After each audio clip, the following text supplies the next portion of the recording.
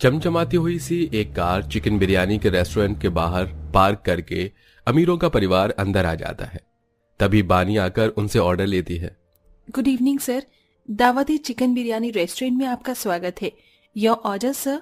फटाफट से full plate है चिकन बिरयानी ले आइए, और सुनिए स्पाइसी रखना। जी सर। कुछ ही देर में बानी बढ़िया सी चिकन बिरयानी बनाकर कस्टमर के आगे पेश कर देती है। दरअसल चांद कुरैशी का वो रेस्टोरेंट बानी की वजह से ही खूब चलता था, इसलिए सबसे ज्यादा बिरयानी बिकती थी। कुछ देर में रात के 10 बजते ही रेस्टोरेंट बंद करने का टाइम हो जाता है।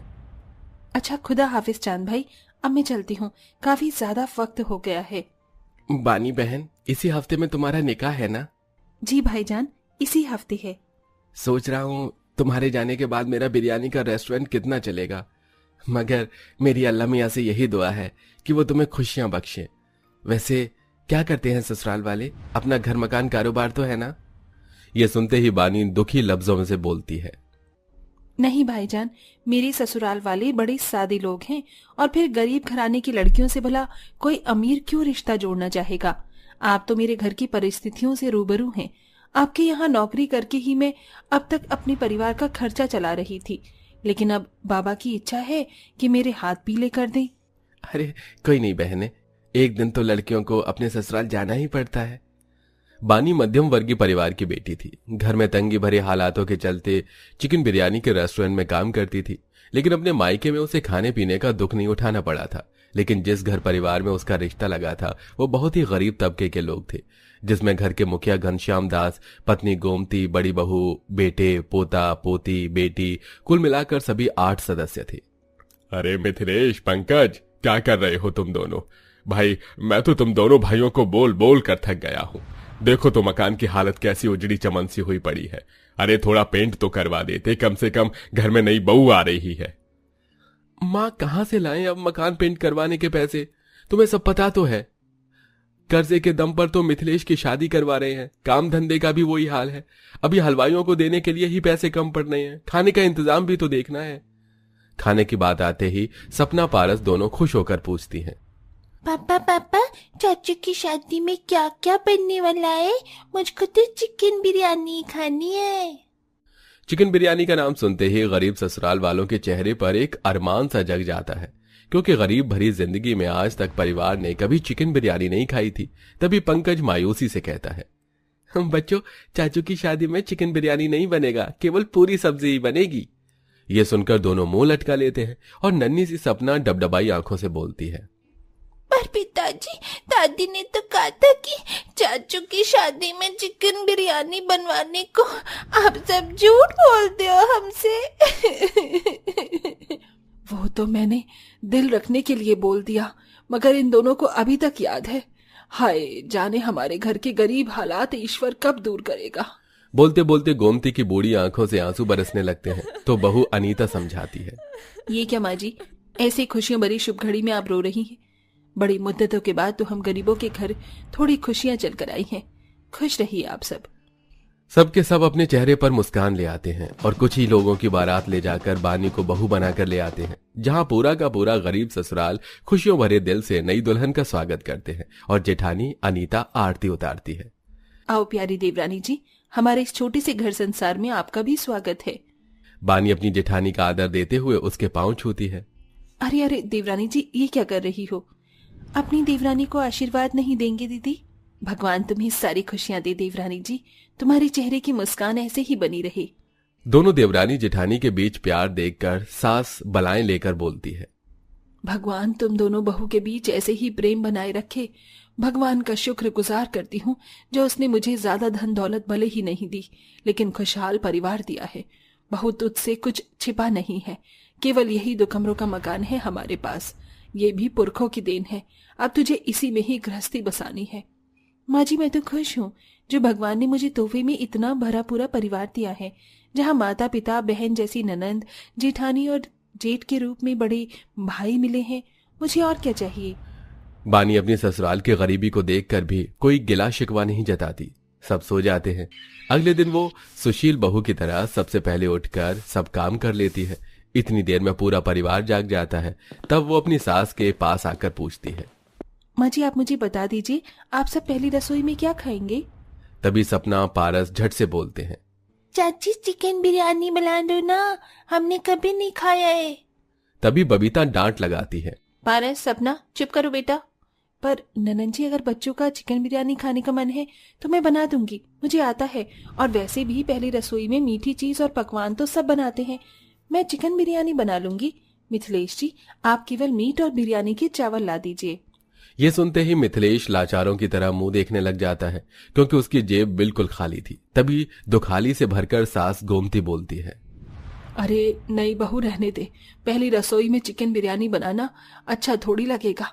ऐसा करो, तुम आटे का हलवा बनाकर पहले चूल्हा पूजन कर दो, फिर सबके लिए रोटी सब्जी बन जाएगी। जी माँ जी। बानी अपनी गरीब जेठानी के संग में रसोई में आती है। जेठानी जी, क्या हमारे ससुराल में कोई चिकन बिरयानी नहीं खाता है? क्या जो माँ जी ने बनाने से मना कर दिया?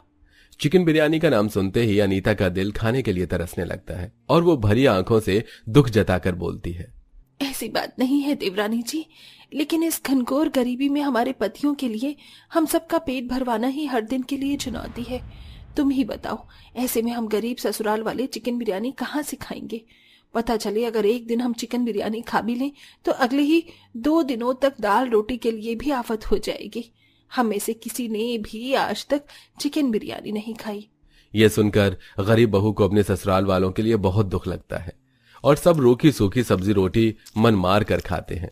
इस तरह से वक्त गुजरता है। तभी एक दिन घर का अनाज पूरी तरह से खत्म हो जाने की वजह से उस दिन खाना भी नहीं बनता। अच्छा बाबा, माँ हम काम पर जा रहे हैं। तभी ससुर घनश्याम जी बोलते हैं, अरे दोनों भाई ऐसे भूखे प्यासे जाओगे, एक आधी रोटी तो खाकर जाओ। अरे बहुओं कहाँ रह गई दोनों, अभी तक न खाना परोसा न रोटी दी।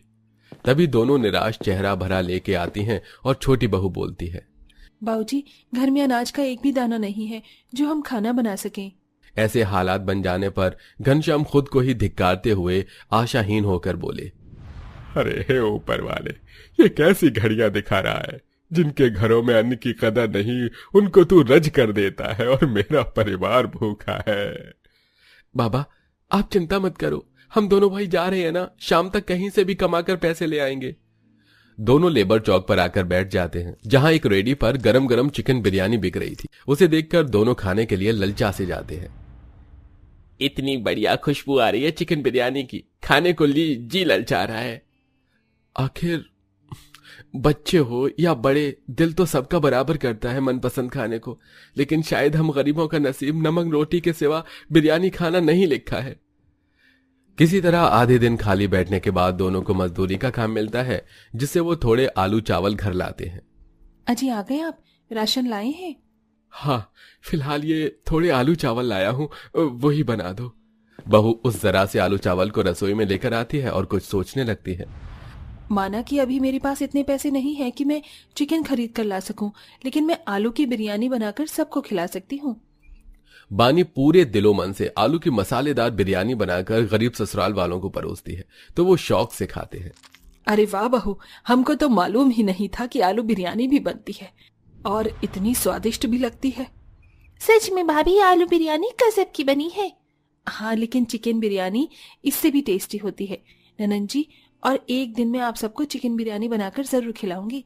बस माँ जी, बाबू जी, मैं आपसे कुछ मांगना चाहती हूँ। हाँ बोल बहू, बोलना, क्या चाहिए तुझे?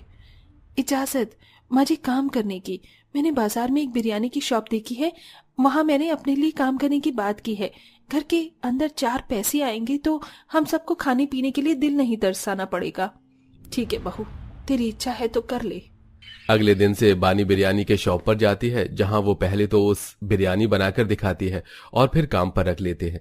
इसी तरह से दिन गुजरते हैं। बानी डेली सुबह से शाम तक मेहनत करती है और पहली तनख्वाह से बिरयानी बनाने की सामग्री, चिकन, चावल, ड्राई फ्रूट्स वगैरह वगैरह खरीद कर मसाले भी घर लाती है और सबके लिए खुशी से बिरयानी बनाती है। वहीं गरीब ससुराल वाले पल के बिछाई चटाई पर लाइन से बैठे हुए थे। तभी बिरयानी बनाकर जैसे ही तैयार होती है तो पूरे घर में खुशबू फैल जाती है और सबकी थाली में परोसती है, तो सब बड़े चाव से चिकन बिरयानी खाते हैं। कैसी बनी है बिरयानी माँ जी, बाबू जी? पहली दफा चिकन बिरयानी खाकर ससुर की आंखों से खुशी के आंसू छलक जाते हैं। बाबूजी आप रो रहे हैं? बिरयानी में मसाला तेज हो गया है क्या? अरे नहीं बहू, बहुत ही स्वाद भरी है बिरयानी। तूने आज इतनी अच्छी बिरयानी बनाई है कि आज का दिन जैसे हम गरीबों के लिए जश्न बहार का ऐसा हो गया है। कभी सोचा नहीं था कि जिंदगी में हम चिकन बिरयानी खा पाएंगे। सच में बहू, तेरे आने के बाद हमारे सोए भाग जागे हैं। धन्य है तू। अपनी प्रशंसा सुनकर बानी की आंखों में आंसू झिलमिला जाते हैं। अच्छा, बातें कम कीजिए और आप सब बिरयानी ज्यादा खाइए, वरना बिरयानी ठंडी हो जाएगी। और पूरा गरीब परिवार, ससुराल वाले मांग मांग कर बिरयानी खाते हैं। इस तरह उनके चिकन बिरयानी खाने का अरमान पूरा हो जाता है। वेल दोस्तों, क्या आपके आसपास में भी ऐसी बहू है जो अपने ससुराल वालों की छोटी छोटी खुशियों का ख्याल रखती है? तो कमेंट में जरूर बताइएगा।